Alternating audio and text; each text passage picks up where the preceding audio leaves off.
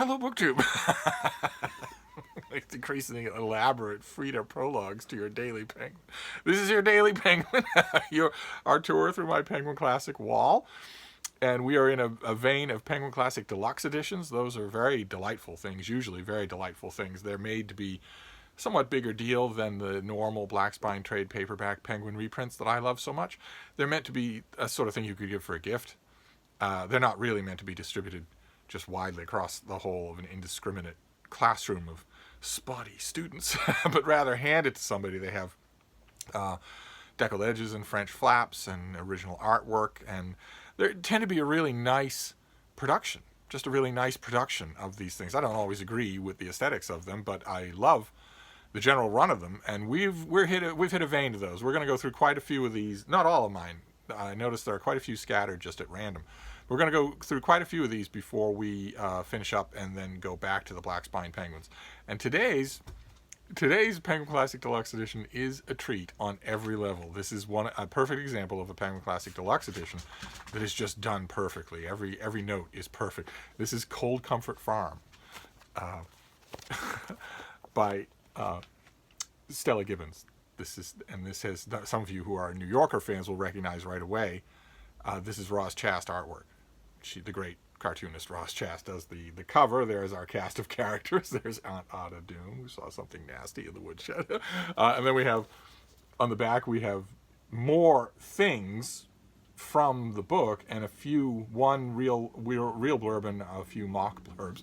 And then on the inside flaps, we have yet more stuff where Roz Chast just decides to have some fun with the world of Cold Comfort Farm, rather than telling you anything about it. The book doesn't really tell you anything about these things. That's one of the things that I kind of like about Penguin Classic Deluxe Editions, is that most of them don't try to tell you anything about the book. They just assume that you're going to know and that you're going to be a fan. And I would hope that this book has fans. I would hope that is true. I am certainly one of them.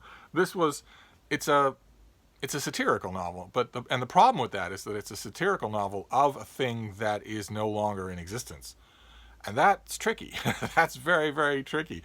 In the interwar years in Britain, there was a sort of a fad of novels about both the spiritual purity of the countryside and the farming life. You could see it in the broad scale from 30,000 feet view. You can see it as kind of a general gestalt reaction against increasing urbanization. But the novels were not only about the spiritual purity of the natural world and of digging in the loam and the soil and raising your crops and your wild livestock and whatnot, but also the miseries of that life, which were portrayed in these novels with, if anything, the same amount of hysterical exaggeration, so that they can be strange to read for the modern sensibility. And I believe to a lot of people at the time, they were also strange to read. And I think Stella Gibbons was one of those people. This novel is about a young, very young, urban, cosmopolitan young woman who goes to the farm of her distant relatives, Cold Comfort Farm, which is very much a parody, but still easily recognizable as something pulled straight from the pages of some of those rural misery novels where all of the inhabitants of Cold Comfort Farm are either crazy or so lost in their own routines that a simple and easy, expeditious answer to those routines, it could be right next to them and they wouldn't do it. and where in other words, no one is actually thinking, where it's all just a gigantic Addams Family repertoire of relic people. And it's very, very funny. And I would like to believe it's a little bit, I would like to believe that it's still funny, that anybody who picked this book up and didn't know anything about the particular kind of novel that it's satirizing would still find this very funny. For instance, I know about the particular kind of novel that it's satirizing. So on that level, you would think that I would get the satire here and that it would work on me. But there's another level on which the satire shouldn't work on me, which is that I actually like those rural misery novels. Quite a few of them I actually like. Stereotypically, when people talk about Cold Comfort Farm, the book that they bring up is Precious Bane. And Precious Bane is an operatically melodramatic novel, but I think it's very, very good. I love it. And I love it unironically. I've just found room in me transplanted rhesus monkey heart to love both it and the book that absolutely nails its coffin close. If you could ever say that a type of book, that a subgenre of fiction was destroyed by one book, it was this book, and it was that subgenre. And Stella Gibbons wrote this when she was very young. She wrote this when she was in her late 20s. This was her first novel. It came out in 1932. Before this, she had only had a volume of poetry published, which is also very much worth reading. And it's difficult not to think a little bitterly about this. Was a stratospheric success, and it just kept on being a success. It's been adapted for stage and screen and reprinted a million times, and it provided Stella Gibbons with a steady influx of money for the rest of her life. And those of you who might know other author stories about alleged one-hit wonders will recognize already, you'll be able to predict that she quickly came to resent that. She liked the money and the freedom that it gave her, but she quickly came to resent that she was known only for one book. And this Penguin Classic Deluxe Edition, in addition to having illustrations by Roz Chast, who's great on her own, also has an introduction, has a foreword by Lynne Truss, who did a grammar book called Eat, Shoots, and Leaves, which was a squintillion best-selling nonfiction book. You find it in a million used bookstores, a million charity shops, and a million people's private libraries. It's very, very entertaining. And I want to read you just a bit of her foreword. In March 2002, a desperate chap called Brian posted a message on a mainstream literary internet forum in the very slim section devoted to the author Stella Gibbons. "Hey," he wrote, "does anybody know where I can find a book report on the book Cold Comfort Farm? I've tried every site, Spark Notes, Cliff Notes, Pink Monkey, everything. Please email me if you can help me. It's my senior book report and it's due in 2 weeks. Thanks, Brian." 3 days later, he received the following reply from a correspondent named rather improbably XYZ. "Here's a great idea. Write your own. The book is worth it." I promise that was not me. At which pithy expression of excellent good sense, of course, one could only applaud, while muttering censorious old codger's comments about the casual plagiarism that seems to come so naturally to the young. However, even XY's cheerful, practical solution didn't quite clear up the matter. Unresolved questions still flapped urgently about the room. Because Brian had put his finger on something a bit peculiar. Cold Comfort Farm is a masterpiece. It has been adapted for stage, radio, and screen. There are even people in literary households who routinely reproach their offspring with, quote, "Oh, child, was it for this that I coddled thee as a mommet?" Regardless of the children's ability to appreciate advanced literary illusion. Many authors are devoted to Cold Comfort Farm. I was once on a literary radio quiz, and my co-panelist Sue Lim could not only lovingly outline the plot of Cold Comfort Farm in 30 seconds provided, but name the date of publication, 1932, and give the first words accurately from memory. And those first words are, "The education bestowed on Flora Post by her parents had been expensive, athletic, and prolonged." And the quote at the beginning of the book goes on immediately say that it had equipped her for everything in life except earning a living. Yet, until Gibbons' nephew Reggie Oliver published a biography of his aunt in 1998, there was almost nothing written about this most popular of authors. Of her 23 other novels, not one is in print. On another site recently, I clicked on, quote, "books about Gibbons" and found the following list cruelly itemized. Quote, "For the general reader, no results. For scholars, no results. For undergraduates, no results. For school students, no results." So that was that, then. Like the hapless Brian, I must write my own book report and be brave about it. But I was still resentful on Stella's behalf. Was it for this that she coddled Cold Comfort Farm as a mommet? Surely, as XYZ had put it so succinctly, the book is self-evidently worth it. My own history of the Cold Comfort Farm is not the usual one. I did not discover it independently when I was 10 years old, laugh at the names of the cows, graceless, pointless, feckless, and aimless, and one of them has only 3 legs, and reread it once every year, ever afterwards, each time letting more of its humor reveal itself to me. No, for many years, in fact, I held back from Cold Comfort Farm. I was suspicious. Here was a book that was generally described as a wicked parody of rural novels of Mary Webb, for instance, The Golden Bane or The Golden Arrow, or The Precious Bane or The Golden Arrow, which were immensely popular in Britain between the wars, but had sunk rightfully into obscurity. Evidently, it was a hilarious conceit on the part of Gibbons to take a bright, young, practical metropolitan woman, Flora Paste, and insert her into a gloomy loam-and love-child setting with characters named Seth and Reuben, a farm that crouched in a hollow of the Sussex Downs like a beast about to spring, a lot of far-fetched rural vocabulary, and an old mad woman called Aunt Ada Doom, who controlled her family with the melodramatic eruptions "There have always been Starkadders at Cold Comfort," and the immortal "I saw something nasty in the woodshed." that is her on the cover there. In my pre-enlightened days, I took the view that one couldn't enjoy a parody, even a wicked one, if the targeted genre was deader than a doornail, which was a bit small-minded of me, I admit.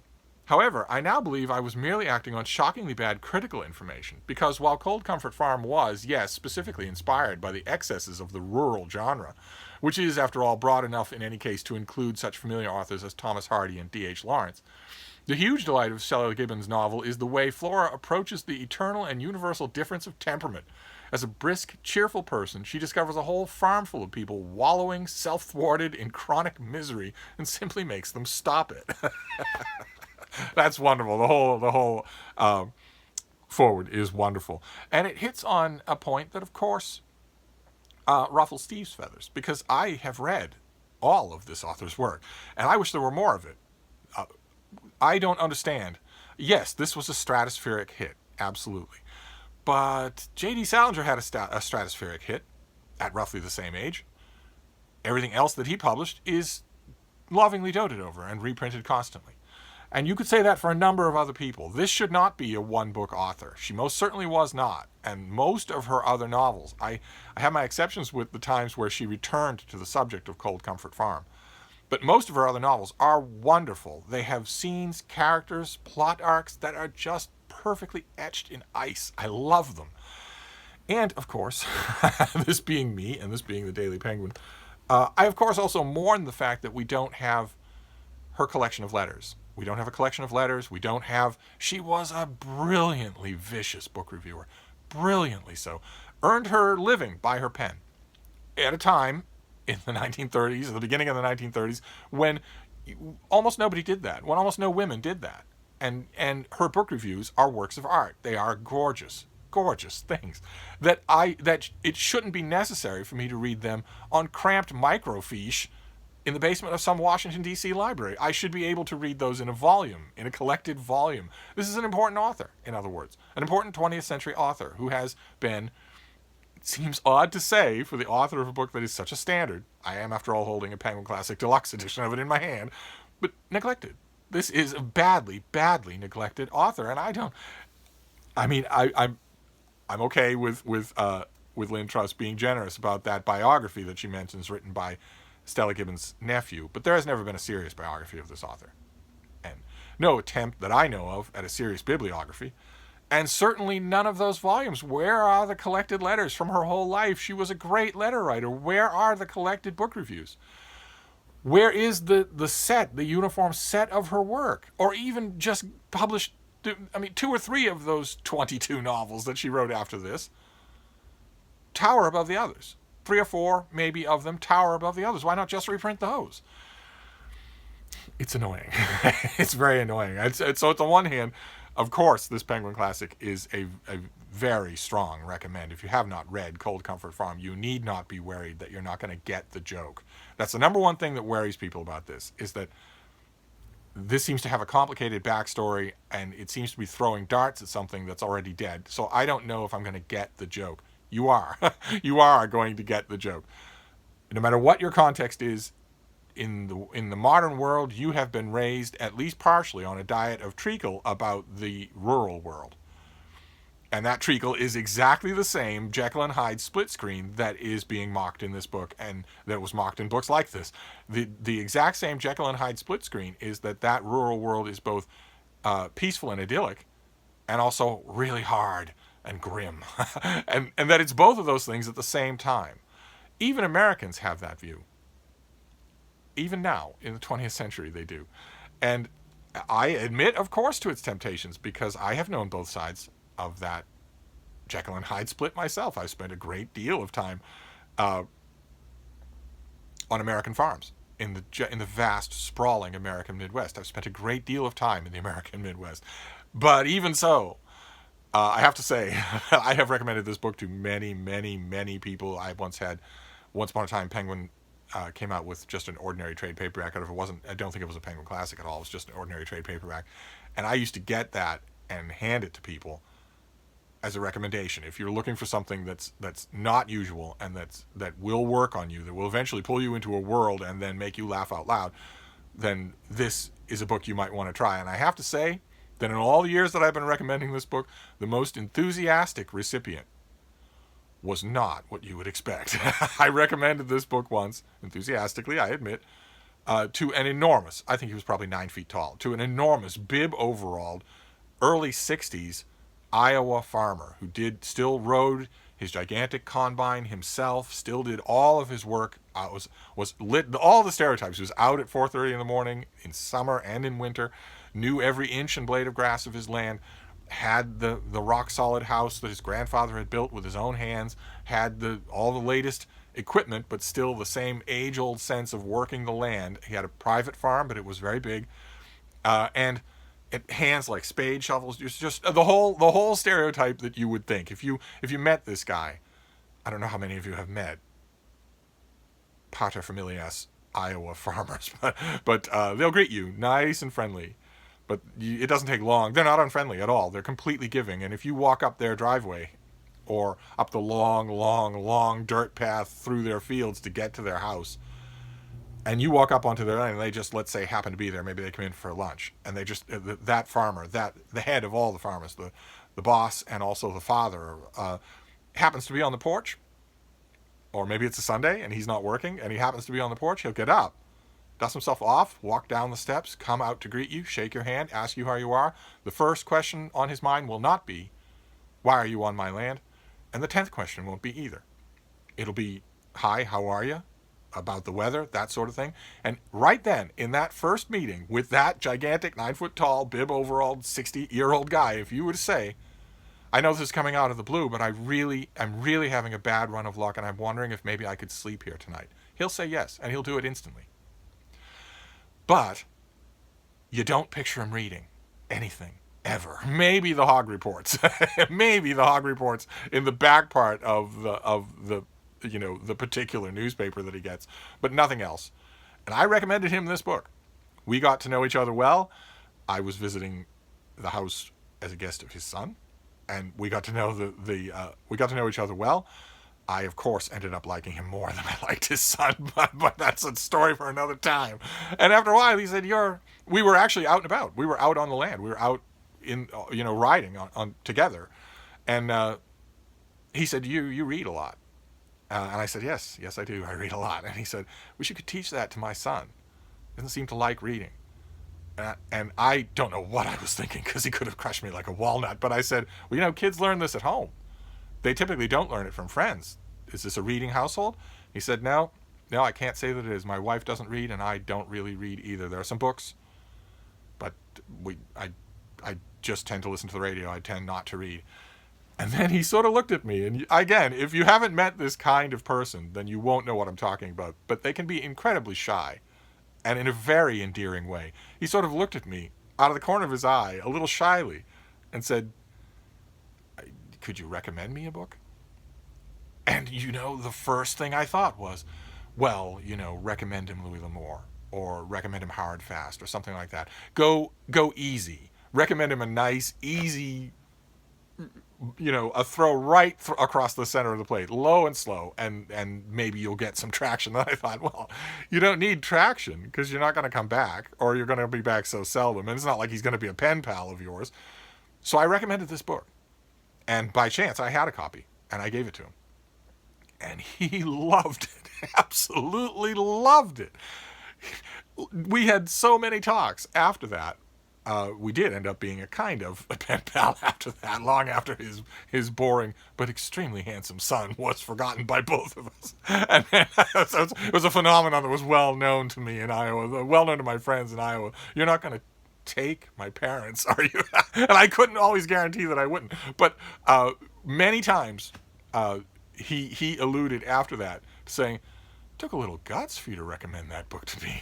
Once I read it, I realized that was a daring thing you did. But he thought he recognized right away a lot of the mythology that he spent his whole life having pinned on him. And that is universal, I believe. It's only if you're an extremely urban type creature that you won't get any of this. I find that hard to believe. And it's also full of surprises. The book is full of surprises, even for people who think they know it or who think they know about it. Stella Gibbons, for instance, posits this in the future. A lot of people don't remember that about this book. They think its eyes of satire are fixed firmly on the past, on a rural England that is rapidly vanishing, and that you get the impression in this book that Stella Gibbons would like to help it out the door. But she sets the book in the future, a couple of years in the future. People have technological gadgets in this book that didn't exist, and that it didn't exist for another 50 years. It's that kind of inventiveness that people tend to forget about this book, especially if they've only read a précis and not the book itself. And it's that kind of inventiveness that fills the rest of her work. But I'm not going to get back on that hobby horse. I got back off that hobby horse to tell a wonderful Iowa story. I'm not going to get back on it. It bugs me. I'm perfectly okay with Cold Comfort Farm being the Penguin Classic Deluxe edition that we get from this author, but it is an absolute literary world scandal that when you look away from Cold Comfort Farm, you see nothing. That is a scandal, and the literary world ought to be ashamed of itself. So we are willing, certain people are willing to publish in hardcover, in a deluxe edition, and then buy in droves the preschool dribblings and crayon marks of Ernest Hemingway, but this author's entire body of work is out of print. And it's brilliant. So anyway, so there you go. There's your Penguin Classic for today. It's Cold Comfort Farm. I cannot recommend this book strongly enough. If you haven't read it, you're going to love it. And if you start to read it on my recommendation, and at the beginning you're thinking, I don't know, I'm kind of flailing, before you give up, email me and I will help you through it. It might be that you just need a little tweak in your universal translator and then you will get it. I don't think that's true. I think you'll get the humor right away. For instance, if you can read Woodhouse, then you can read this and love it just as much. But anyway, that's your Penguin for today. We'll be back tomorrow with another Penguin Classic Deluxe edition. Who knows what it will be? I'm trying not to study the shelves ahead for the same reason as the first part of your Daily Penguin. I don't want to turn this into a syllabus. I'm perfectly happy to embrace the unpredictability of it. I'm perfectly happy to embrace the non-planned and non-linear version of the rest of this Penguin stuff, the stuff that's not organized, because I don't want this to be a syllabus. This is an extremely impressionistic personal tour through my Penguin Classics, but I'm very happy to get to this one. It's a double recommend. I recommend, actually it's a triple recommend, isn't it? I recommend Cold Comfort Farm. Of course I do. I recommend the rest of Stella Gibbons, and I would really like it if all the rest of Stella Gibbons were in print. Show me a white male author of similar best-selling status from the 1930s who is treated this way. I'll wait. There are hardly any. There are hardly any who are treated this way. And the third recommendation is Roz Chast, the artist here. She is great. She is almost divine. She is so perfect. So there you go. A triple recommend for your Penguin Class. That ought to make up for some of the Joycean doldrums that we've had. Who knows what we'll have tomorrow? Could be worse. Could all go out the window. We shall see as our Penguin adventure continues. Thank you, BookTube.